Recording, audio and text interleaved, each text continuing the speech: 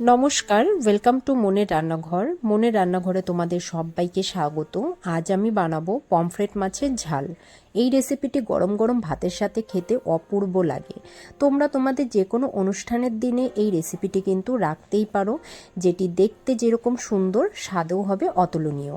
আর খুবই কম সময়ের মধ্যে রেসিপিটি ঝটফট তৈরি করে নেওয়া যায় আর খেতেও দুর্দান্ত হয়। চলো তাহলে দেখে নেওয়া যাক আজকে রেসিপিটি কিভাবে তৈরি করছি। এই রেসিপিটি বানানোর জন্য এখানে আমি 4টে পমফ্রেট মাছ নিয়ে নিয়েছি, ভালো করে ধুয়ে পরিষ্কার করে নিয়ে এর মধ্যে দিয়ে দিলাম সামান্য পরিমাণে লবণ আর সামান্য পরিমাণে হলুদ দিয়ে ভালো করে মাছটাকে মেখে নেব। আর দেখো এই মাছটাতে কিন্তু আমরা একটু ছুরির সাহায্যে চিড়ে দিয়েছি যাতে করে মাছের মধ্যে লবণ মশলা ঠিকঠাকভাবে ঢোকে। এখন খুব ভালো করে মাছটা মেখে 15 থেকে 20 মিনিটের জন্য এইভাবে ম্যারিনেট করে রেখে দেব। তোমরা চাইলে এই মাখার টাইমে এখানে লাল লঙ্কার গুঁড়ো ব্যবহার করতে পারো, তবে আমি লবণ হলুদ দিয়ে মেখে নিয়েছি। আমাদের এখানে মাছটা মাখা হয়ে গেছে, এখন এইভাবে ম্যারিনেটের জন্য রেখে দেব।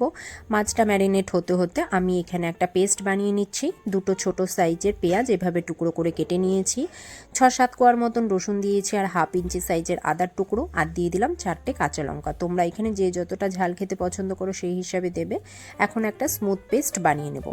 কড়াইয়ে দিয়ে দিচ্ছি সর্ষের তেল, এখানে আমি বেশ কিছুটা পরিমাণে সর্ষের তেল দিয়ে দিলাম। তোমরা কিন্তু অবশ্যই করে রান্নাটা সর্ষের তেলেই করবে, তার স্বাদটা কিন্তু অনেকটাই বেড়ে যায়। তেলটা গরম হয়ে গেলে মাছগুলো একে একে ছেড়ে দেব। আমি এখানে দুটো দুটো করে মাছ ভেজে নেব, আর গ্যাসের ফ্লেমটা মিডিয়াম টু হাইতেই রাখবো। রেখে মাছটাকে ভেজে নিতে হবে। লো ফ্লেম দিলে কিন্তু মাছটা ভেঙে যাওয়ার চান্সেস থাকবে, যেহেতু মাছটা অনেকটাই নরম হয়। তো দেখতেই পাচ্ছ তোমরা কতটা পরিমাণে ভেজেছি। এরকম লাল লাল করে দুপাশ উল্টে পাল্টে ভালো করে মাছগুলো ভেজে নেব। আমাদের এখানে মাছ দুটো ভাজা হয়ে গেছে, এখন তুলে নিচ্ছি। এখন এই তেলের মধ্যে বাকি আরও দুটো মাছও এইভাবে করে ভেজে নেব। এই মাছ দুটো ভাজা হয়ে গেছে, এখন আমি মাছগুলোকে তুলে নিচ্ছি। এখন এই তেলের মধ্যেই ফোড়নে দিয়ে দিচ্ছি একটা শুকনো লঙ্কা আর সামান্য পরিমাণে গোটা জিরে।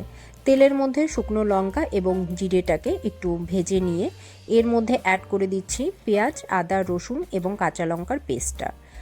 মশলার জারটা ধুয়ে সামান্য পরিমাণে একটু জলও অ্যাড করে দিচ্ছি। এখন গ্যাসের ফ্লেমটা মিডিয়ামে রেখে পেঁয়াজ, আদা, রসুন, কাঁচা লঙ্কার যে পেস্টটা আছে খুব ভালো করে কষাতে হবে, যতক্ষণ না পর্যন্ত পেঁয়াজের এবং রসুনের কাঁচা গন্ধটা চলে যাচ্ছে। প্রায় 5 থেকে 6 মিনিটের মতন মশলাটা কষিয়ে নেওয়ার পর এর মধ্যে অ্যাড করে দিলাম টমেটো পেস্ট।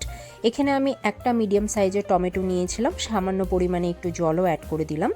এরপর দিয়ে দিলাম স্বাদ মতন লবণ, পরিমাণ মতন হলুদ, আর গুঁড়ো মশলাটাও এখনই অ্যাড করে দেব।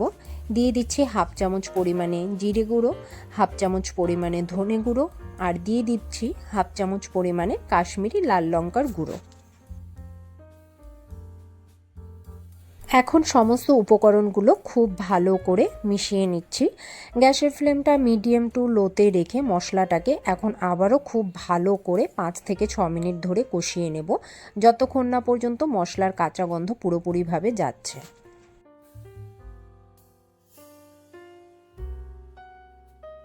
প্রায় 5 থেকে 6 মিনিট ধরে মশলাটাকে ঢেকে ঢেকে কষিয়ে নিয়েছি। এখন ঢাকনাটা খুলে একবার চেক করে নিচ্ছি।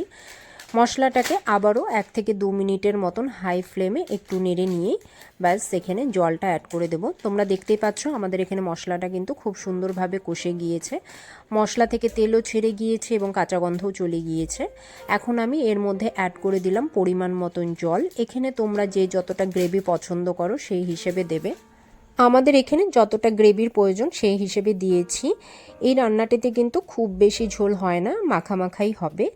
এখন মশলার সাথে জলটাকে খুব ভালো করে মিশিয়ে দিয়ে আমি ঢাকা দিয়ে দেব। গ্রেভিটা ফুটে যাওয়া পর্যন্ত অপেক্ষা করব। প্রায় 2 মিনিটের মতন ফুটিয়ে নেওয়ার পর ঢাকনাটা খুলে একবার নাড়া দিয়ে দিচ্ছি। মাছটা দেওয়ার আগেই আমি প্রায় 4-5 মিনিটের মতন ফুটিয়ে নিয়েছি, ঢাকা দিয়ে 2 মিনিটের মতন, আর ঢাকনাটা খুলে 3 মিনিটের মতো, কারণ মাছটা দিয়ে আমি বেশি ফোটাবো না। এরপর আমি এর মধ্যে ভেজে রাখা মাছগুলো অ্যাড করে দিচ্ছি। যেহেতু এই মাছটা অনেকটাই নরম, তো ঝোলে দিয়ে খুব বেশি ফোটানোর দরকার নেই। 2 থেকে 3 মিনিট একটু রান্না করে নিলেই হয়ে যাবে। এখন গ্যাসের ফ্লেমটা মিডিয়ামে রেখে আমি আর 2 থেকে 3 মিনিটের মতন রান্না করে নেব। মাছগুলোকে একটু উল্টে পাল্টে দিচ্ছি যাতে করে মাছের ভেতরে মশলাটা ঠিকঠাকভাবে ঢোকে। প্রায় 2 থেকে 3 মিনিটের মতন আমি এইভাবে গ্যাসের ফ্লেমটা মিডিয়ামে রেখে রান্না করে নিয়েছি। এখন ওপর দিয়ে একটু ধনেপাতা কুচি অ্যাড করে দিলাম। আমাদের পমফ্রেট মাছের ঝালটা কিন্তু একদম রেডি হয়ে গেছে। এখন গ্যাসের ফ্লেমটা অফ করে ঢাকা দিয়ে রেখে দেব, তারপর গরম গরম ভাতের সাথে সার্ভ করে নেব। তোমাদেরকে অবশ্যই এভাবে একবার বাড়িতে ট্রাই করার অনুরোধ রইল। আশা করি তোমাদের ভালো লাগবে।